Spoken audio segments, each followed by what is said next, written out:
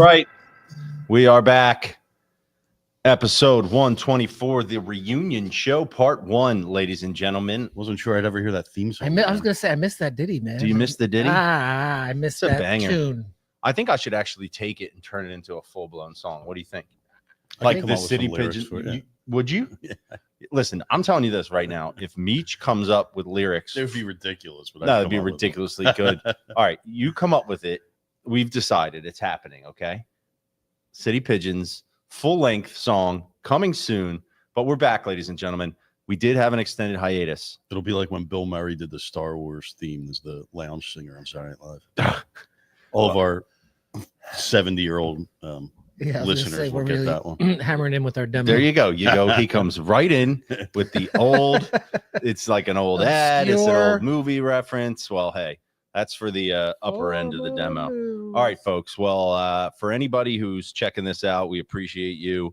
It's been a little while. Life gets in the way sometimes. It really does. And summer, damn kids, a lot of activities. And it is worth noting for the reunion show part 1, we have the 3 members of the podcast who have children. Now, I will say Mark has children, but he couldn't make it tonight. But Fink and Rock, we would expect them to be here, given that they're footloose and fancy free without any children, but they're off gallivanting and they're doing single people stuff. Fink's a big country guy now. Big Sky. This is like season 5 of a new of a series where you lose a couple cast members. That's right. You're right. We're starting a new season. Yeah. Fink and Rock are no longer with us. No, but I think we do need to touch on that because I think during the time that we spent apart during the hiatus, we may have, in certain respects, grown apart. And watching Fink, I'm just wondering, is he even a Philly guy anymore? All I see is he's got the cowboy boots, the hat. He's off enjoying life. I just don't know if he's going to be able to come back. He's an old city guy too, which is not really a Philly guy. He's old city now. He's old city. You're taking his Northeast card? I mean, Meech, your thoughts on this? This is important. Listen, I'm not taking shit, but let's just put it this way: he hasn't been around the Northeast too much lately. We ain't seen him. The furthest he gets is Tacony on Friendship Street when he goes to work. Ooh, yeah, we are calling him out. We might have to get him to comment on this. My favorite thing Fink did this week, he went to see Superman and he put out his review on Twitter, and it was something like, "I just saw Superman. It was really good." Like, thanks, man. What a great insight. I feel like I saw the movie myself. That's like when we go to him on the podcast, and he's like, "Oh, I'm good." When he went to the screening of that Michael Jordan Air movie, and he goes, "It's good." Now listen. Fink had a banger tweet this week, all right? And I sent it out. He did. I'm trying to remember. Tommy, do you happen to remember exactly how it went? It said, "I want a girlfriend so hot that when people see me walking down the street with her, they just know that I must be funny." Yes, that was it. And Fink replied, "It's great," or something like that. That was a banger tweet, man. Hey, respect to Fink. He'll be back soon, okay? For everybody who's tuning in and like, "Oh, Fink's not there." It's going to be fine. Fink? This is better. This is like the original 3, you know what I mean? Sub me for, well, just having 3 people, having one camera, it's easy. This is what we want to do. I think Fink's watching. No way. There's no way he's watching. No, he just retweeted it unless he just saw it on his phone. We're in trouble now. He feels guilty now. We're in trouble. Anyway, guys, it's great to be back. I missed you guys a lot, and a lot has happened. I wish I got as tan as you guys. I got to say that off the jump. I mean, I knew it's this. Yeah. Shout out Tarsdale Swim Club. Yeah, Tarsdale Swim Club. Listen, I'm down at the Tinicum Township Swim Club, which doesn't have the ring. Beautiful. It's actually an amazing because it's down by the airport, and the makeup it's like 60% Southwest Center City and like 40% Belco. So it's an interesting mix, and it makes for some interesting conversations. Is there a sign that says "Welcome to Tinicum" and then someone spray paints 2 T's over the ends? Yeah. Man, come on. Please. Listen, you're gonna get this kind of every stuff. time I walk into like a swim club of these are traditional ones. You know what I mean? Like you go in, they got the funnel fries. They got like Boston or Journey blaring on the radio. Don't you feel like everyone? Yeah, I think they all call each other. Right? Absolutely. When you walk into any sort of swim club like that, you feel like you're in a movie. Like you're in an 80s I feel like movie. I'm transported back to like 1984. Oh I love it. They haven't changed one bit. Our Tarsdale Swim Club, their logo is because they have a swim dive team and shit. Right. They're called the Fighting Tarpons, and it looks like a sardine with these 2 little boxing balls. Dude, the logo. Tarpon? tar What pond. the hell's a tar pond? It's a fish, It looks like a little minnow. right? And it has these 2 little boxing gloves. And dude, I want to get it tattooed on my leg or something. Please It's the do. Get it like coolest the looking. Irish, man. Come on. Fink probably has that already. Fink have a swim club up there, that he No. frequents? Damn. No, it's like that or the Winchester. I think the Winchester. Fink probably goes to like Lifetime Fitness out there in Fort Washington. One of those. No, he's down here in Old City. He probably goes to City Fitness or something Right. like that. They don't have pools. He goes to the super. Well, I was always a guest of swim clubs when I was younger because I had the Shore House with my parents. But right now I'm a full-fledged swim club member. Look at you, man. Card carrying. We appreciate you. So I've been spending a lot of time at various baseball fields throughout the greater Philadelphia area. Let me tell you something. Here's my least favorite thing. I can tell you that. I was going to say my least favorite thing about this time of year and baseball is the freaking thunderstorms. Okay. The thunderstorms every day. You don't know. We got a game, but the 4 o'clock thunderstorm comes through. Brutal. Very unpredictable. Brutal. You never know. And you got to, like, as a parent, you're doing all this logistics to make sure you get the kid there. Everything gets screwed up. The game gets rescheduled. It's brutal. You have no life. What are you going to do? And they wait until the last minute because they don't want to cancel. Absolutely. Because they've canceled they the should. previous 2 because we've had rain every Saturday since like March 13th. My It's twins, rough. they're 8 years old, and they were in the championship game at Tarsdale. Shout out. It got postponed for like 2.5 weeks Yeah. because of various rainstorms. They won 3-0. Nice. Okay. Champs. Go champs. Beautiful. What positions do they play? Frankie plays right field, and Vinny either plays center or right. Oh, outfilders, huh? Oh, Okay. they got They're it not locked the- down. Thought They're not the Meech's greatest kids would be baseballers, infielders. Thought but would be infielders. They're- At that they're age, like if you're in the basketball outfield, savants. maybe Yeah. it's not your sport. No. All I know is this. I'm missing basketball because at least with basketball, you're going to play. Right, You right, know right. you're going to play. It's indoors. That's the way to go. All right. I got a question for you guys based on my baseball experiences because we played a game the other day. The coaching staff on the other side, this is 13U, baseball pants. They got the baseball pants. They got like the coaches cut off. Yeah, with the big, they're like bigger sleeve openings. Actually, I it know was exactly kind of what you're like talking the about. windbreaker Yes, type yeah, things. Yeah. But it's hot as hell out there, and they got the cleats on, and I just Not even like the turf shoes. some put the turf shoes on, some put the cleats on. And that was my question to you guys. At what point do you think, at what age level should the coaches start actually wearing the baseball pants? You know what I mean? Like, it seems a little strange to me. No? Well, now that I think of it, now you say 13U. For me, it was 13. We were playing Junior Legion, which is 13 to 15, and that was the first time that the coaches actually wore the uniforms. And looking back, even with my jaded eyes now, it doesn't seem unusual. Well, but anything younger than that is weird. I will say this: if I was a parent on the other team and the coach had those pants, I would make fun of them for 7 straight innings, and I would not feel any shame about it. Coach, when you out in the lineup, when you up, buddy? Like, thinking about it, I think it's more of a looking professional type of thing, and it's to put a level of seriousness into it for your kids. Yeah. I think that's the move they're going for. Right. And I mean, if it works, whatever. But if you got a bunch of jerk off kids who are like, "Yo, coach, what are you going to run the fucking bases today?" 13 and up, that's when they start getting a little bit more serious. Yeah. Before that, I mean, I there's still a think lot it of should be racket like high in-house. school, college, and up. But Right. if that's what they High want school to for do sure, right? to present their little tiny team as professionals, then that's what they do. Yeah. Because they don't do it like you think about the Little League World Series, the coaches aren't wearing Right. uniforms, and that doesn't.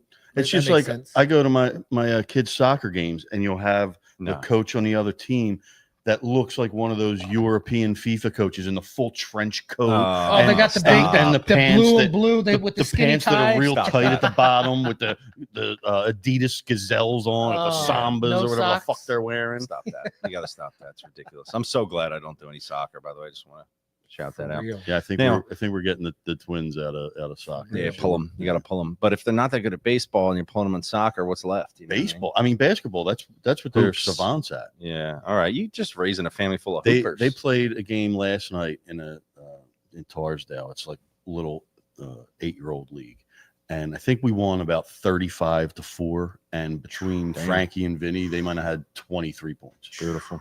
So much fun. We should just use this podcast to talk about our kids' Ballers ball. achievements. Yeah. All right. Well, you guys are not on my list because, you showed up and you answered the bell and you're here for the reunion show.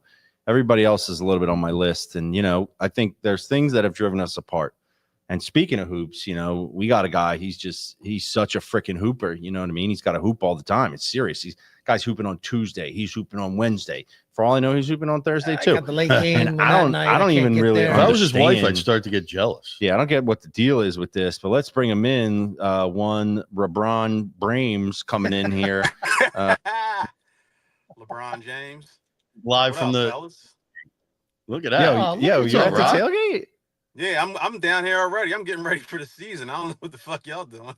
I'm not about to play any hoops by any chance. Hell yeah, dude. That first game's going to be a banger, by the way. Now, did you just get finished, or are you just about to play? What's that?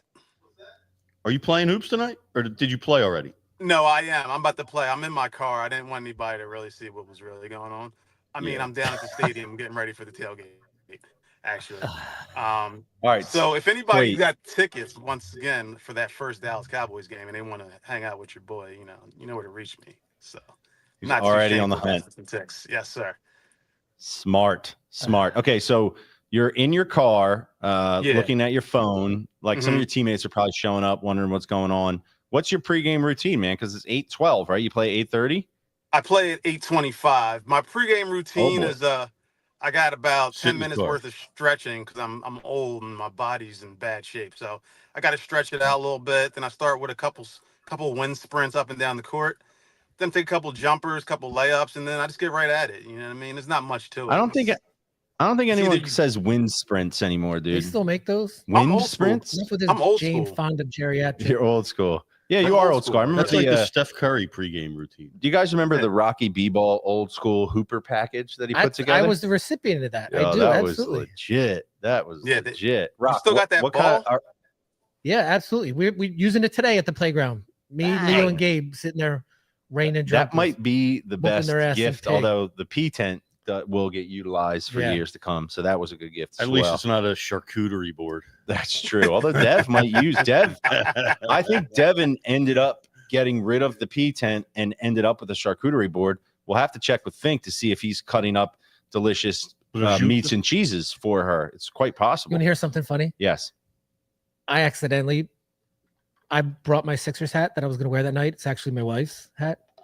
And I had it in the bag and I didn't take it out.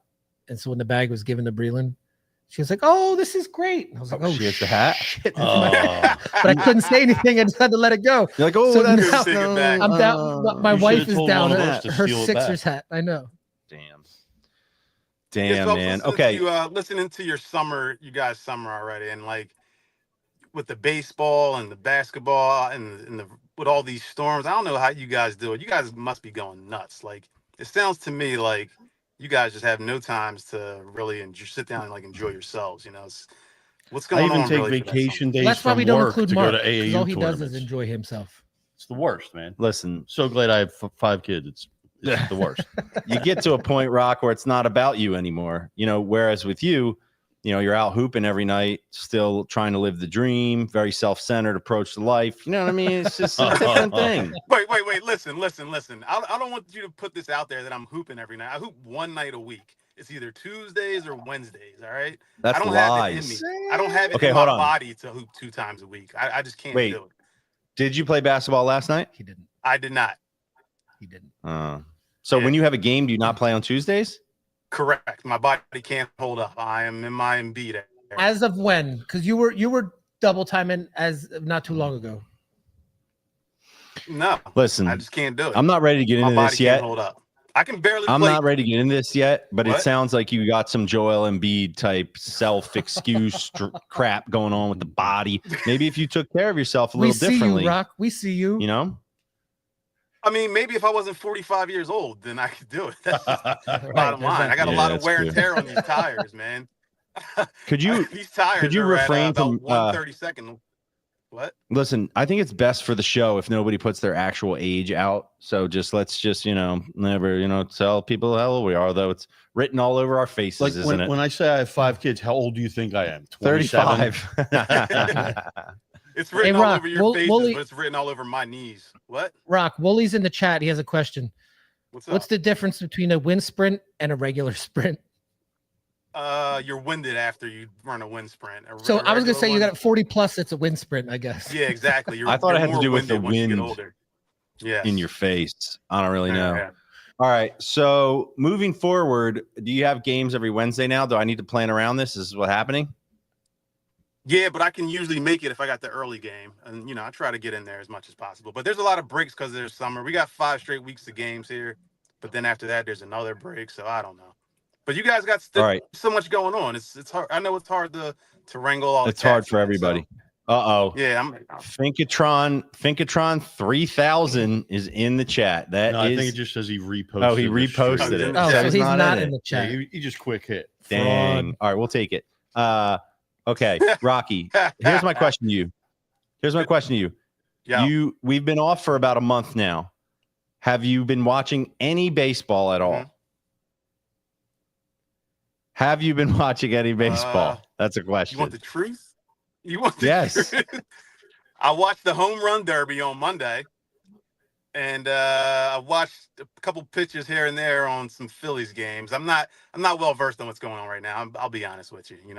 I got to get back into the Rocky on baseball. Hey, can you see your boy Blake's comment? Can you see that?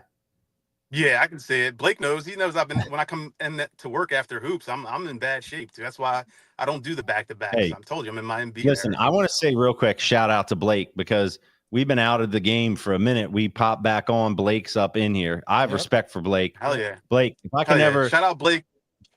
Yeah. Blake's got his brand new kid at home, his brand new baby. So he's chilling. Oh, damn. Well, he needs this. He needs this badly. Come hang.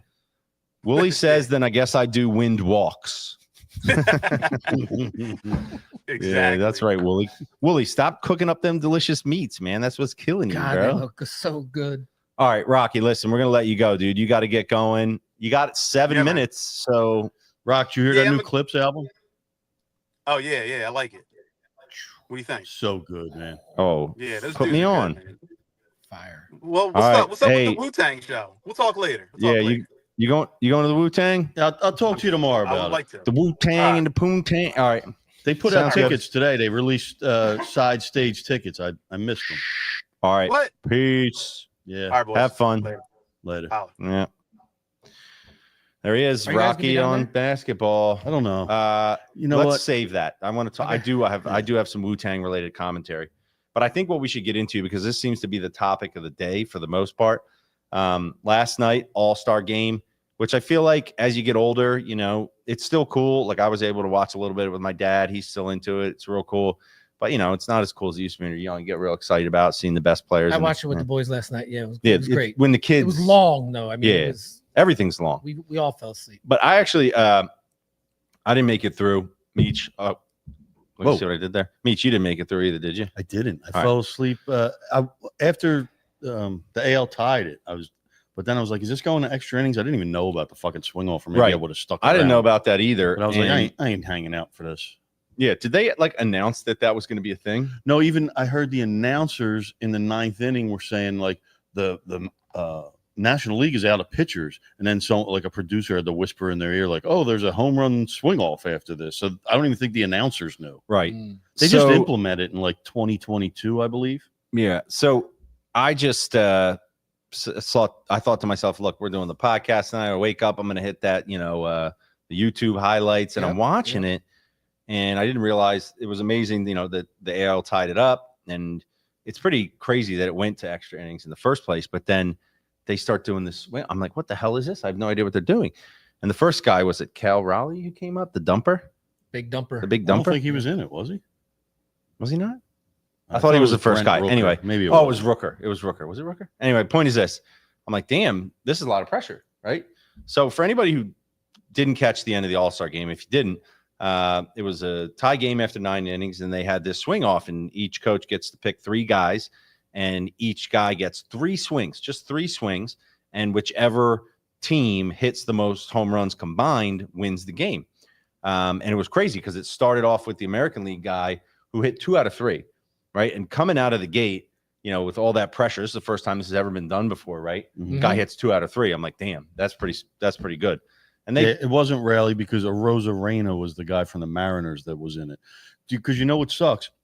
I don't know if you heard this, but they couldn't put Judge or Ohtani or any of those guys in it because they had left already. After they came out of the game, they went back in the locker, got a shower, got a That's cab lame. It's really lame, but apparently it happens like every year in the All-Star game, and I never saw it or heard about it before. They're going to change that. Apparently it's a thing, and I believe that they had to put this home runs derby lineup in before the game, so this way they had to figure guys that were going to be in the later innings, reserves. Almost. Okay, I didn't realize that. Yeah, because otherwise it would have been Ohtani, Judge, Cal Raleigh. Which would have been electric. Right. But we were lucky because, our own Kyle Schwarber happened to be one of the 3 guys. And, when I'm watching this, I hadn't looked at social media or anything, so I had no idea what had happened. And by the time Schwarber came up, they were well behind. Yeah. And the guy proceeds to hit 3 bombs on 3 pitches. And it was just awesome. It was awesome. That last one when he fell to his knee was just so fun. I just thought it was so cool. And, it brought up a lot of conversations about if this is something they can do in real games. And I think that's probably going to be pretty tough, right? It's one thing to put a runner on second. It's another to decide games in this fashion. It's silly. Right. But it's perfect. It is silly, but it's perfect for the All-Star game. Right. And it's perfect for baseball because, nobody's getting hurt. It's somewhat within the fabric of like how the game is already played and the whole festivities surrounding the All-Star week. So I loved it. I think it's great. They can have a repeat of what they had a few years ago with Bud Selig, where they ended in a tie, and then baseball's getting hammered. They're you guys are idiots. And what I didn't like about the home run derby? It was pretty entertaining. I watched it. The fact that it came down to less than an inch. No, that doesn't make sense. Yeah, that was weird. That's crazy. And I saw some dude tweet. He's like, you can figure out where a ball lands in the stands within a fraction of an inch, but you still have these old fat umpires calling a ball 6 inches outside, calling a strike 6 inches outside. He's like, what? It makes absolutely no sense. But anyway, in the that's home, coming. That change is coming. In the home run derby, they have a time limit, and they seem like they get winded because the pitcher's trying to just wing it out. And I don't know if you ever seen the Josh Hamilton 2010 home run derby. It was incredible. 28 in one round. That pops up on YouTube every once in a while. So wait, on back Twitter. then, I want to clarify and this. He's taking his time and just the crowd's enjoying it, and every pitch they're taking in. But back then, it just came down to you had a certain amount of outs. Right. I think honestly they should just condense the whole thing. Like these timeouts, again, it bonuses, was so long. I'm sick of all that. And the intros were fucking ridiculous. It's a lot, man. It's just too much. Here's the one thing I thought when I was watching that swing off, because I end up watching a lot of YouTube. My son, who's 13 years old, watches YouTube more than any other platform or TV. Does he have social? What do you mean? Does he have other social media? Does he have any social media? He doesn't he has Instagram. Yeah, he doesn't have access to it on his own. Okay. So like he has an account, but it's like he can only use my phone, which he just steals my phone and goes on Instagram. It's very annoying, but it's better than him having it on his own. Correct. But he'll watch YouTube. You hear that, Leo? Yeah. And not just like YouTube shorts, right? Like he watches actual channels and shows and stuff. And I just started thinking to myself, like what they did with the swing off was exactly what these kids are watching. Do you know what I mean? Like there's so much content. And I think the MLB needs to figure out a way, and they don't have to do it during a real game. But, you know how like the NBA created the in-season tournament?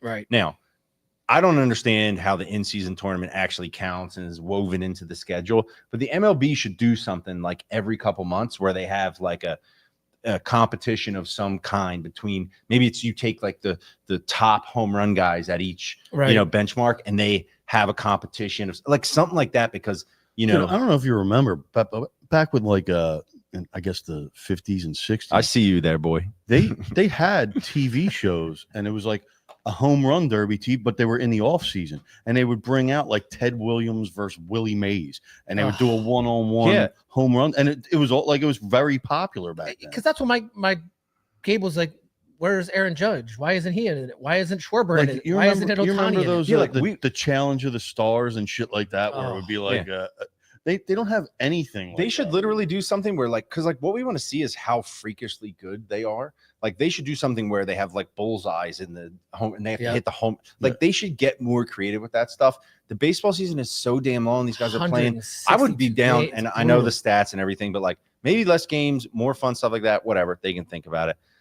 But anyway, All-Star game ends up being a great thing with Schwarber doing what he does. I don't think it's going to change much for the Phils. We got to get into a little talk about that. But while we have the guy primed and ready, and we talked a little bit while about. He's here, we got to take advantage. While we talked, we don't know how long he's going to sit. We don't know if he lost his Philly card because he's out in Montana. He's living in Old City. We don't know about this guy anymore. We haven't seen him in a couple months or at least a month. So we got to bring him in here and talk to him and see what his deal is, because I don't know. One, Eric Fink joins the program. There he is. Baltimore Tommy, Harrisburg Rendell, talking about me? Talking about me? Wait, what did you call me? What Berg? No, that's Baltimore Tommy and Harrisburg Rendell. You put me in Harrisburg? That's brutal, dude. That's you're up there in the Govs mansion. Get out of here. Hold up. Wait, Fink, I got to tell you one thing. Listen, I have one regret in my life, okay? My dad was the governor for 8 years, right? And I had access to the governor's residence. And let me tell you about the governor's residence. There's a chef and a kitchen, and that shit is stocked. The taxpayers pay for that. They were literally paying for me to eat the cheesecake. And you know what the problem is? I was too busy doing all this other stuff. I should have posted up like Billy Madison, you know what I mean? And just been chilling in there, getting drunk during the day, seeing the Penguin, like I could have defended the place from the fire guy, all that sort of stuff. I should have done that, Fink. It's one of my greatest regrets. I was too busy doing other things. You know what I mean, Fink? You would have been in there like soaking. No, I wouldn't have. I would have abandoned my city. I don't abandon my city. I'm from here. And you think I go to the gym? This is fucking all natural, baby. I don't know what you guys are thinking. I heard that city fitness talk. Get out of here. Fink, how are you not going to – next week you're showing up in freaking tight-ass jeans and boots. And did you bring the Western gear home with you? Did you buy that stuff? Come on. Talk to me about this. I bought it off Amazon. I didn't – it's not like – I'm not a real cowboy, man. I brought the boots back. I left the hat there. Amazon cowboy gear? Could they spot you out? Could they tell like you were fraudulent? You're a little poser boy. Come here, poser boy. They're not going to talk to me like that. They hit you with the prodding. They're not going to talk to me like that. All right, Fink. No, real quick. You went to Montana, right? Yes, I had a beautiful time out there. It was great. All right. I wish you guys were there with me. We could all hung out. I was riding on horses and stuff, dude. City Pigeons, Montana retreat. I'm feeling it. Okay, you rode a horse? Yeah, we went on a horseback ride through the valleys between the mountains. Kind of crazy. The horse was named John Wayne. It hated me. Nice.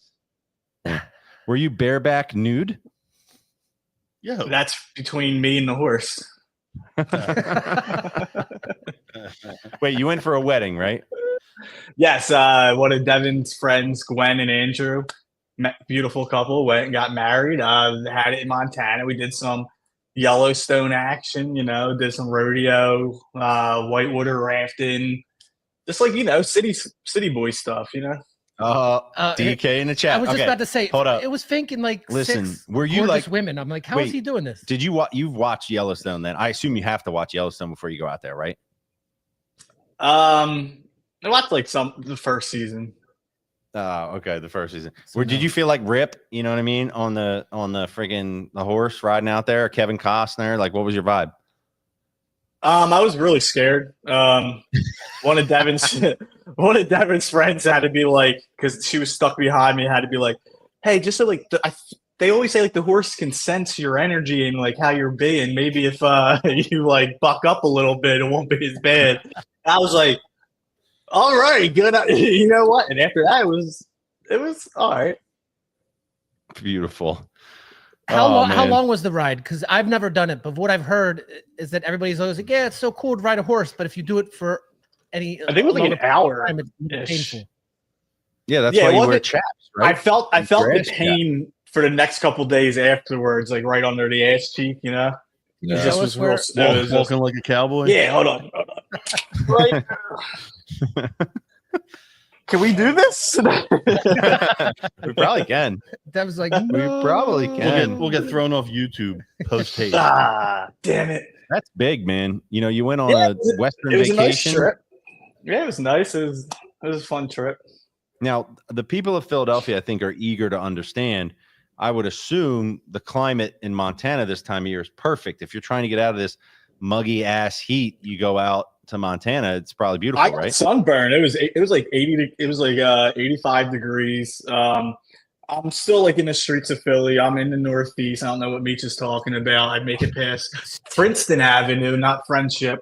I was at Jimmy's Timeout a couple of weeks ago, but like if you guys want to like spread false information, but yeah, the weather was nice out in Montana. Very sunny. You get random like thunderstorms came through, but other than that, it's beautiful. Not thunderstorms. Damn it. Freaking thunderstorms just ruining my whole damn summer. Deb says it was a very nice trip. Eric stinks at giving details. She says you were purple. The back of the neck was a little red, but that was yeah. That was it. At the beginning of the show, I'm a fucking tan now. Look, that's all. That's what I'm saying. At the beginning of the show, I talked about how white I am compared to these guys, but you're like chicken out the freezer white. You make me look like Mediterranean. No, the truth not is, anymore. Look at that. I got a tan. I can see that actually. Damn, head flap. It's like a golfer's tan. This is the worst day of my life. Fluorescent light here really deadens the tan. It's just you can't see anything. You don't look that bad. You look a little tan there. You've been all over, huh? Harrisburg, Rendell. You don't look that bad. Out and about. You know what I mean? I've been out and about a little bit. Not in the city. What? I try to listen. I'm going to keep it real. In the summer, I'm trying to get out of the city. It's too hot for me and humid. I'm trying to get down the shore. It's 10 degrees cooler. You get down there. It's beautiful. Are you going to give me the boo? It's fine. Keep it real, dude. Keep it real. Especially with all the freaking the trash piling up. Come on, man. Stop with that. I came back and the strike was over 2 days later. I come back to help my city out and it's over. You're funny. Fink, did you see the All-Star game? No. I'm gonna be honest with you. Yeah, I watched like the first inning. I turned it on. It was 2-0 already, and I was like, all right. All-Star game is not. I don't enjoy any All-Star game really. MLB at least is the best. Like Jesse was saying beforehand, it is easily the best of all the All-Star games because I'm not stealing your words, but no, that's fine. There's nowhere to hide. You know what I mean? Like if a guy is up there throwing cheese 100 miles an hour, you can't like fake swing at that like you fake play defense. Skeens isn't up there like taking miles per hour off his pitches. It was cool how they had the catcher and the pitcher mic'd up and they're talking to them like as he's pitching. That was pretty good. Did you guys catch that? Did you have the volume on? Yeah, it's always. Yeah, well, Fink, you barely watched the game. Listen, it's interesting to me because these guys are always like trying to, like I caught the one part where Kershaw was about to throw, and he's like, "What do you want me to throw?" And Smalls is like, "Throw a cutter." He's like, "I don't throw a cutter, man. You know that."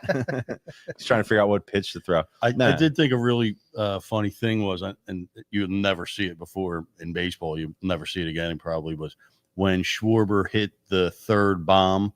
You see the catcher jump up and like go nuts and celebrate. That was cool. Yeah. That was awesome. That will never. Like the catcher is never on your side. The team. Yeah.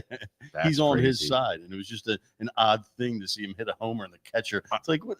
I had a thought related to that actually, and I was thinking like it's interesting to me the way optics. They use pit like actual like coaches to throw, and I was thinking like why not just use like some sort of machine where everybody gets the same pitch? But I guess they want it in different places. You want your guy. You want your BP. Yo, can I tell you you're straight up? With. Like I can throw BP a little bit, but sometimes I get into these funks. Like the yips in golf. Mackie Sasser. Yeah, absolutely. I'll be throwing BP to my kid. He's probably like 15 feet away from me, and all of a sudden I just like start throwing it into the ground, and then like I have to. It's like a whole tough. thing. Yeah, that would never happen to Fink, who's celebrating 7 years after his softball championship. I saw that online today. It's been 7 years. Championships last forever, brother. They do. You guys, that softball team, you guys walk together forever. Exactly. No one can take that. 4 championships in 5 years. That's a dynasty, man. That's a brotherhood right there. Did they let you play in the field? I was pitcher, man. Is that like soft, slow pitch, right? Yeah, they're not. Yeah, slow pitch. I was a fucking stud, dude. I had a change up you couldn't hit. I was throwing curveball. Slow pitch change up. I'm not telling you. Face cages. I was gonna say, the face cage. Okay. No, I had to wear the face cage in one league because they use like metal bats and souped up ball. I got smoked so many times because I suck. Like I don't suck. My defense isn't. Devin, who is that? Listen, Dev, I know he's obsessed with softball because he reposted his championship from 7 years ago. I hit him with the statute of limitations run out on this, bud. 7 years. I had the itch. Man. It just makes you want to go back out there. When you're, late in your life, and he's going to be reposting 40 years since the softball championship. All right, Fink, I got another question for you. Did you ever think when you were watching Jalen Hurts throw the dagger in the Super Bowl, did you think there would ever be anybody that would be questioning his capabilities as a quarterback ever again? I think that the people that do it are the dumbest people on earth. Like, it's just like at this point, it's either clickbait or you're just being a fucking idiot, because not having him in your top 5 is stupid. Like, but the thing is, I don't even care anymore. Like, we are world champions. Like, you could discredit him all you want, but the dude just goes out there and wins, and he's a quarterback for my team, and I love that shit. I think a cool thing is if there's one person in the NFL who's going to take offense to all this shit talk about them and use it as motivation because they're friggin' sickos and that's all they can do is use fake shit like that and to motivate themselves. It's Jalen Hurts. So just keep doing it. What I thought was awesome. Go ahead. They posted an Instagram video today interviewing Jalen Hurts, asking questions, and I think they asked him his core values. He said, God, family, and championships.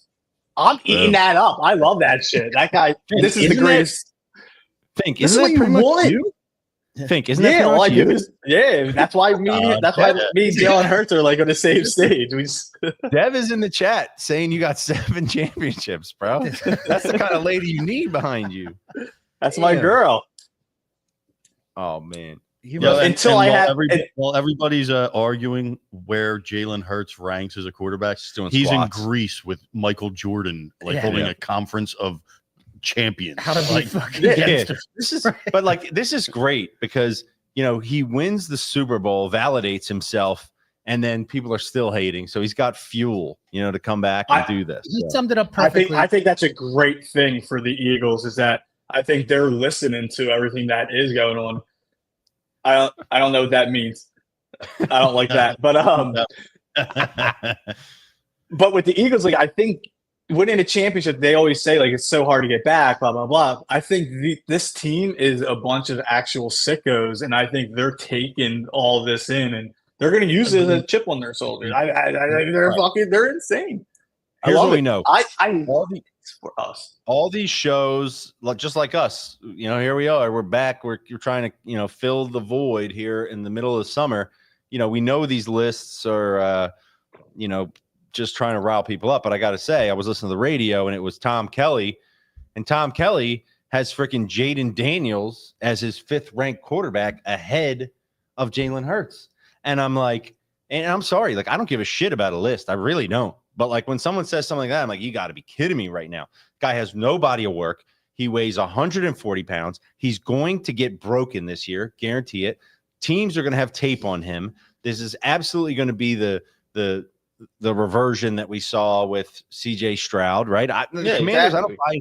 Listen, Commanders, they already got guys bitching, McLaren's bitching, and all these guys. Yep. Listen, that's going to be a fall from grace, dude. They had a nice little run. We're going to crush them next year. But guys like I don't understand. How could you possibly put Jaden Daniels in your top 5 quarterbacks ahead of Jalen Hurts after you watch him? When you were watching the Super Bowl, when you were done, you were like, yo, Jalen Hurts just answered the bell. What else do you need to see? Yet here we are again. So I get a little triggered when people are doing stuff like that. It's their opinion, but at the same time, it's like, I don't get it. You just have to. Jalen Hurts beat every single one of these players head to head when he faced their team. Period. The Bengals, the Ravens, the Chiefs, 1 out of the 2 times. Oh, and that's when we get into the whole stacked roster comment. I heard Dev today talking about how did this stacked roster become a thing, and it's just an easy thing for people to say, I don't care, I'm done with that. This conversation is just ridiculous. Look, Birds are starting camp this weekend. Feeling good about them. Can't wait for the opening game against the Cowboys. Jerry Jones got to watch the banner come down. This is going to be all-time stuff. I think I made my decision for which jersey I'm buying this year. Oh, this is something that we got to hear. Ready? You want to guess real quick? I got to guess. What's the guess? Oh, go ahead, Fink. Dickerson. No. It's not going It's not a bad guess, but it was going to be Zach Bond. When I went there, it's hard to get. When I went to the game against the Rams in the playoffs, I couldn't believe that there were. I didn't see one Zach Bond jersey, and I almost found it offensive. That's not easy to get. But no, you go to the pro shop. They had the pro shop. Eagles, did not Eagles have fans Bond. are sickos. You're They'll find Bond. You're wrong. They did not have Bond. They could find any fucking. I guarantee you they didn't have Bond. Well, anyway, I think my decision has been made, and I'm going with Quinyon Mitchell. I'm in love. I like with that, dude. I like that. I thought you were going to say Coop, but that's too obvious for you. Yeah, I like Quinyon, dude. Not a lot of people are going Quinyon. What we got to do is back up the tape when I bought the Lane Johnson jersey, and that's just the most official jersey you could ever get. It's probably going to go down as maybe the best player in Eagles history when this is all said and done. Just got to give myself a little pat on the back for that selection. Not a lot of people like it because it's offensive line is sexy. Oh, he's not a mummer like Jason Kelsey. Guess what? Just a badass MFer. Did you see him? He's walking, carrying all that stuff. He's coming back this year. 700 something pounds. Yeah, he's a monster. He's coming back this year. He's dead set. I really believe this. Like, I think he wants to go down as the best tackle that's ever played the game. And you know what? He's kind of disrespected in the grand scheme of things. He doesn't get the mention because he's not colorful. But when you only let up one sack in like 4 fucking years, you don't have to be colorful. And he's kind of like WWE-ish, you know what I mean? Like he's kind of reminds me of the Big Show. Here's what I know. That kind of no NFL executives or GMs or anybody who knows anything about football disrespecting him. Not at all. He's just not as much of a fan favorite because. But for example, I think Mailata gets more praise than him. Again, because he sings like a freaking angel. You know what I mean? Like, come on. He does have like Lane Johnson was on the Christmas record, people. Lane Johnson was also on the Christmas record. He's got pipes. I agree with all of this. Thank you, Fink. Thank you very much for your Lane was agreement. human a few years ago, and yo, Fink, I saw your review of Superman. Awesome, dude. Yeah, I heard you talking about it. Does it not get you excited to see it? I don't know if you saw Mike Francesa's review of Superman, but right below that is Fink's. Did you watch? I watched. I got through half of it. I was cracking up with the dog stuff. Dude, the last 4 minutes are even better. So it's an 8-minute long rant on Superman by Mike Francesa. The dude is out of his mind. It was hilarious. All right, let's change gears real quick. Fink, did you happen to see this Embiid article by chance? I did. There's no. I just got done reading it. Probably right before I came on. It was a very long article. I was just gonna say I read it before the show. It took me 25 minutes to read the whole thing. I mean, that was just ridiculous. And the funny thing is, when I was going into it, I was like expecting to get some real juicy stuff where he said, like, I'm not ready for this year or whatever. I didn't find much in there. At the end, he did say, I'm taking it easy coming back this year. Right. It was like the last couple. You want to hear a couple takeaways I got from it? Oh, he's with. Go ahead, because I got some takeaways too. Like I read. I heard the praise. I've read the praise for this article. It was way too long, in my opinion. I'm not very long, like incredibly long. I think the best writers can take something like that and condense it into where it's much more readable. I just I thought the writer invested himself into the story a little too much. Like at one point, dude, he was like, Arthur went and asked Joel Embiid for 21 hugs. And he's like, and I sat and listened and as they counted each hug. I'm just like, dude, like I'm just not into that kind of story it's just too sappy. It was like an Embiid propaganda article. But what I found really interesting was he said he doesn't talk to James Harden, but he didn't say like, I didn't call. He says, I think he thinks that I got him out of here. Well, why don't you call him and tell him you didn't? Like, it's probably really easy to do. And then he mentions where he has no good communication with the 76ers front office. And then like 2 paragraphs later, it says how he's got 12,000 missed text messages from the past 2 years. So maybe, dude, it's a little on you. That seems like complete narcissist behavior to me. It absolutely is. And then the same shit he mentions, he knows who leaked the story about him getting called out by Maxey, and he's still pissed at this person, obviously, when you take no responsibility. You got called out by a 23-year-old kid because you're not around, and you're mad at whoever leaked it. Right. Why don't you take some accountability about what you like? I don't know. It just seemed like the whole thing is a bunch of excuses for Joel Embiid. How it's only 3 freak injuries. No, dude, you've been at Kansas and in the league now for like fucking 12 years. You've been hurt every year of your playing career. Not all of those are freak injuries. It just seemed like he took no accountability still. And I feel bad for the guy. I have nothing against him, but I don't need this. Like, I don't need all this nonsense about it to try and make me feel bad for him or something. Dude, and then he's like, would they rather me only score 20 points in the regular season and 30 in the playoffs? Yeah, dude. That's what we fucking want. I don't get it, man. It's not my thing. I didn't like the article. I didn't find it interesting at all. Can't tell. And I'm in the minority, I get that, but I took it way different than everyone else did. I've seen the praise for the article and everything, and I over the last year have grown frustrated with Embiid, and you guys are probably going to hate this, but I do see like what Meech is saying with the article being it seems like a little of a fluff piece, but I really do think that the deep dive into the story like really does show you a lot of what he went through, and I think we forget a lot about that. And I mean, he did have some freak injuries. A lot of weird shit does happen to him. I mean, he does like the game that he had Bell's palsy. He got someone ran into his knee. He broke his face. Like it's weird shit does happen, but like the article dives in about how his behavior is he's always been a loner and stuff like that. And I think they're just trying to get you more like to see Embiid the person, which I see, but like as you guys are people who are frustrated with everything that's going on in the situation with Embiid year after year after year, like we know this about Embiid. We know all this, and it just seems like they're trying to fluff him up a little bit so you take it a little bit easier on him. But my thing, I think it was a good article. I wouldn't say like people were talking about like it's the greatest article they ever read in their life. Like like there was a little personal stuff in there. I don't think it was like a deep dive into too much. But I was, like I said, frustrated with Embiid, but I do feel bad for the guy.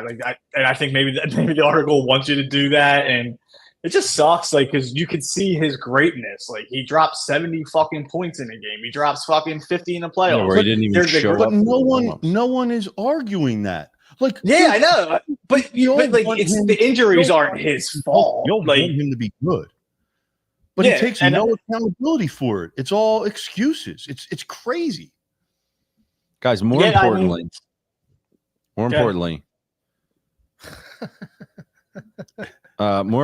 Mark.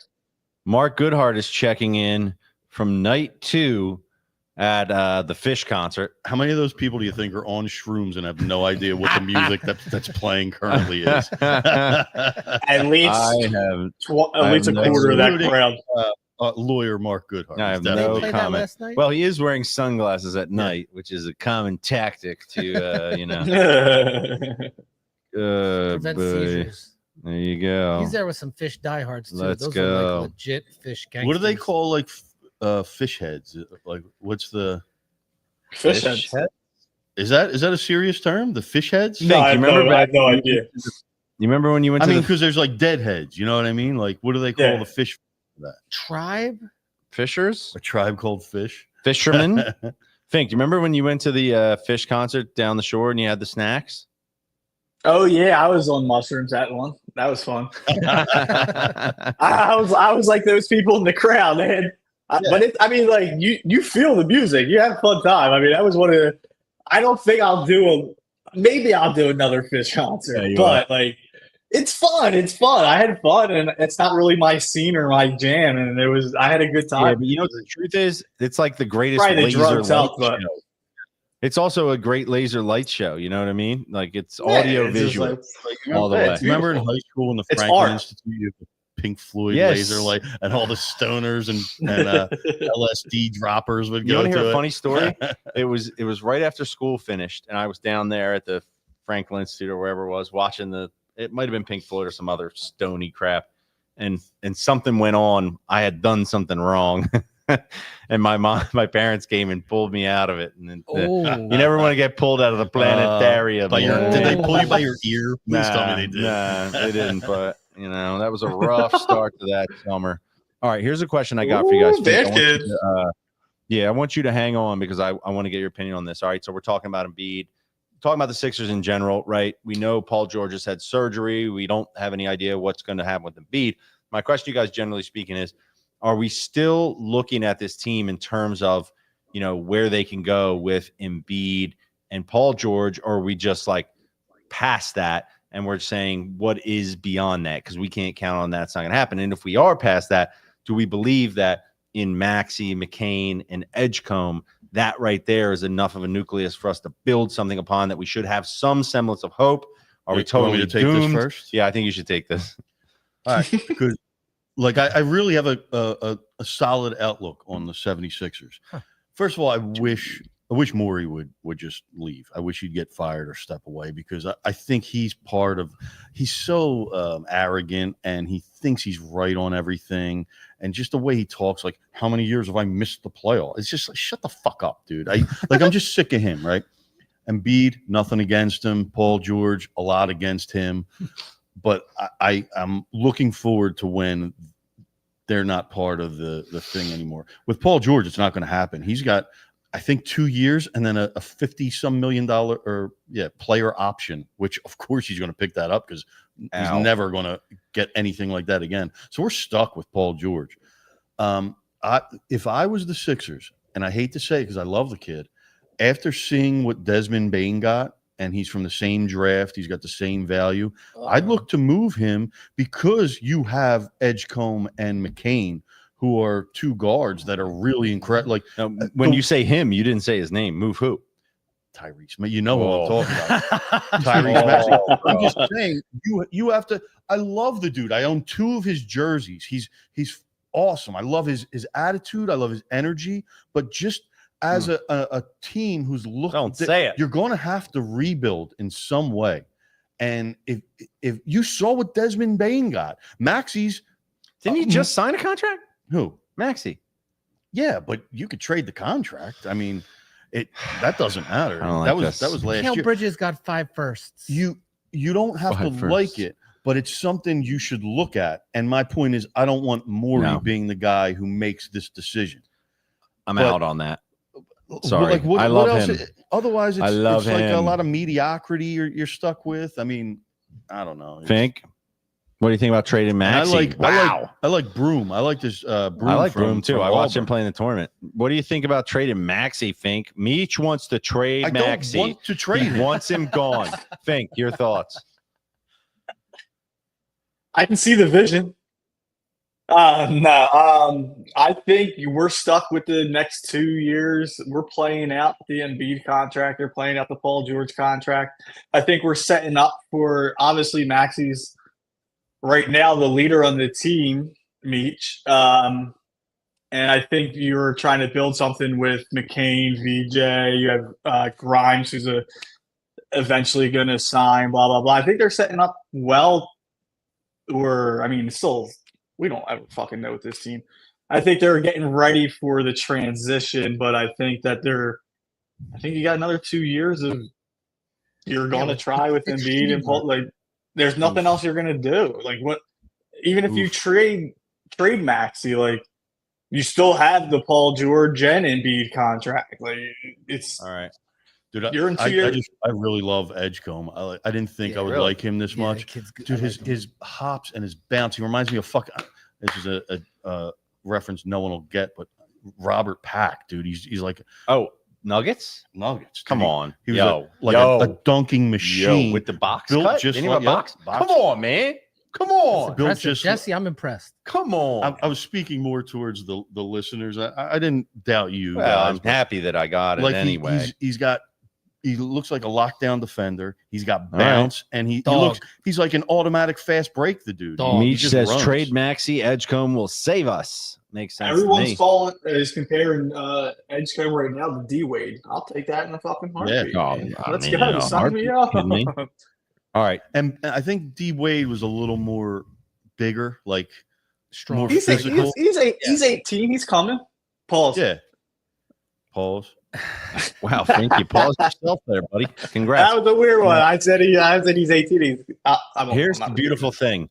We have what, 2 months, 3 months? I don't know how long to freaking debate all this stuff when it comes to Sixers. And here's the other I'll say thing, this: I feel better about the Sixers than I do last season, and I'm drinking the Kool-Aid, getting excited for this season again, even though we have no idea.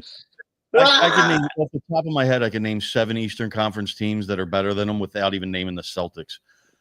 Because Tatum's hurt and shit. Not when Embiid and Paul George are back. Oh, baby. Yeah, you are. You're the Kool-Aid man. Thanks. Like, all right. So here's what we're gonna do. We've been running hot, and Fink, we got more of your time than I expected. We really appreciate this. Thank you. I told you I could lock in after 8:30. You can lock in if you're cutting me out, can I ask you guys a hypothetical question before I go? Sure. Of course. Like a lie. So, say someone who's close to you got invited to, let's say, I know where you're going with this. No, asshole. So I invited you today. I'm not talking about you. I'm not talking about you.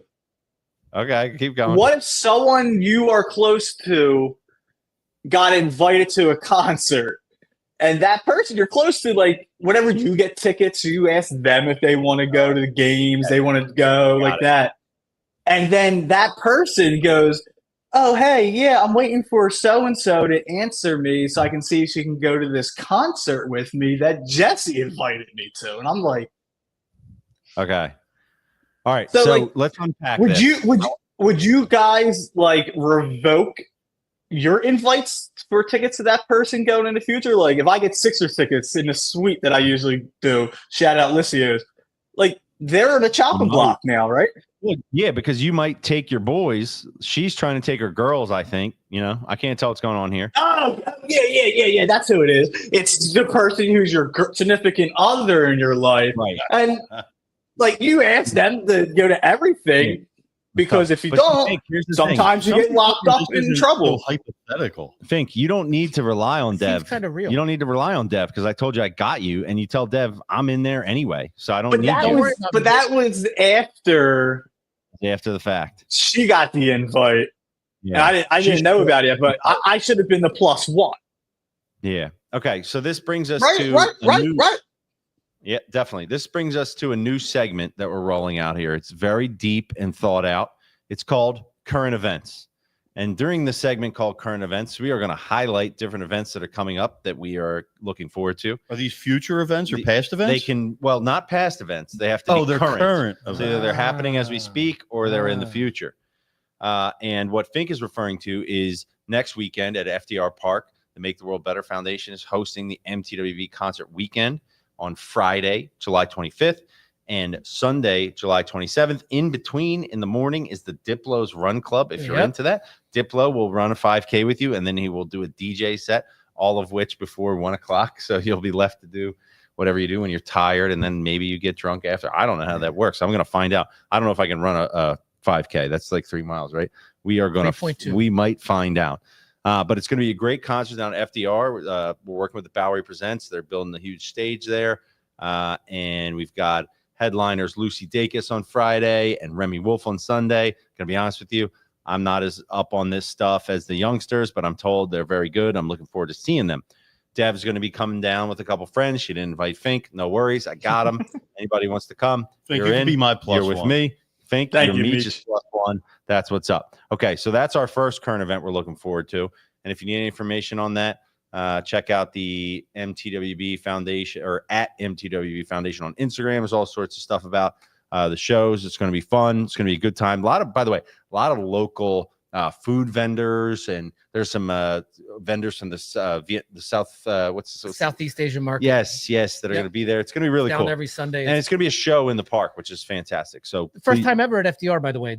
Well, it's the first time we've done this at FDR, Correct. But I think it's the first time they had a concert there since like Lollapalooza or something. So that's going to be cool. Come check it out. There's some other current events going on too. We got this Wu-Tang concert coming on Friday. I'm hearing a lot about the Wu-Tang. I mean, we've heard about this for a while, and it's the last show in their tour. So people are saying this is the last Wu-Tang show ever, and it's going to be in Philly. I call bullshit on that. You know why? Because you're Method Man, you're freaking whoever else, Raekwon, you're sitting around in a couple years, and you're like, well, we did go on that tour that made us millions of dollars. Right. Maybe we should do that again. There's no way this is the last Wu-Tang show. I am saying, and I believe this with all my heart, we're going to set a record for the most swag blunts that have ever been smoked in a parking lot down at the Wells Fargo Center. That's going to be off the charts. So the last Wu-Tang show, tickets were like $400, but they're coming down. Everybody's hit me up about it. I'm like, guys, I didn't position this well with my wife. I don't know how well she's going to take me at the last minute saying Friday night, I'm going to see Wu-Tang. So this is going to be really tough. Yeah, I leave for the shore with the family the next morning, so it'll be really hard to take it. But I hit up my boy Gip, who works at the Wells Fargo, sometimes is able to get tickets. I was like, yo, boy, it's tough, right? What could I do here? He's like, not tonight. He's like, they're bringing so much family and friends. Like, it's going to be they're bringing a lot of family and friends. Maybe it might be the last show. It's not the last show. Trust me on that. It's like didn't the Rolling Stones have a final tour? Jesse has them booked for something. Yeah. They're the next Make the World Better Foundation concert. Although the truth is this, Wu-Tang was huge during the era when bands used to make a ton of money left, right, and center. Like now bands don't make as much money on, their music and whatever. But Wu-Tang, and they had the merch. I mean, look. But I would imagine those guys spend a decent amount of that. You know what I mean? They want to make it back. I don't know. I'm calling BS. Giant wrist falcons and everything. Okay, but an even more important event that's happening, Fink, that you need to know about. Here in the Coop on August 1st. I don't even know what day of the week that is, to be honest with you guys. August 1st. It's my wife's birthday, so I should know. Friday. It's a Friday. One Blake Wexler is headlining at the Coop. I'm here. Did you hear that? I love Blake. What's not my the guy? Oh man, I'm there. All right, you think you can get me some tickets to that, Jesse? Yeah, for sure. Friend of the pod. We've had him on multiple times. Hilarious guy. He's a sellout to Fanatics, as he knows. He's going to be here doing a headlining show at the Coop. So check out Blake Wexler's socials to get in on that. It's going to be a great show. A lot of great comedy going down here at the Coop. Check out Next in Line Comedy. They got shows every weekend. It's awesome. I heard Fink and Meech are talking about doing a Northeast comic duo that's going to happen where they're going to make lots of jokes about driving on the boulevard and that sort of stuff. We're going to be on the stage together like the Star Brothers. I'm from Philly again now, huh? Yeah, you're back. now when it's for the Coop, I'm back from Northeast Philly. Huh?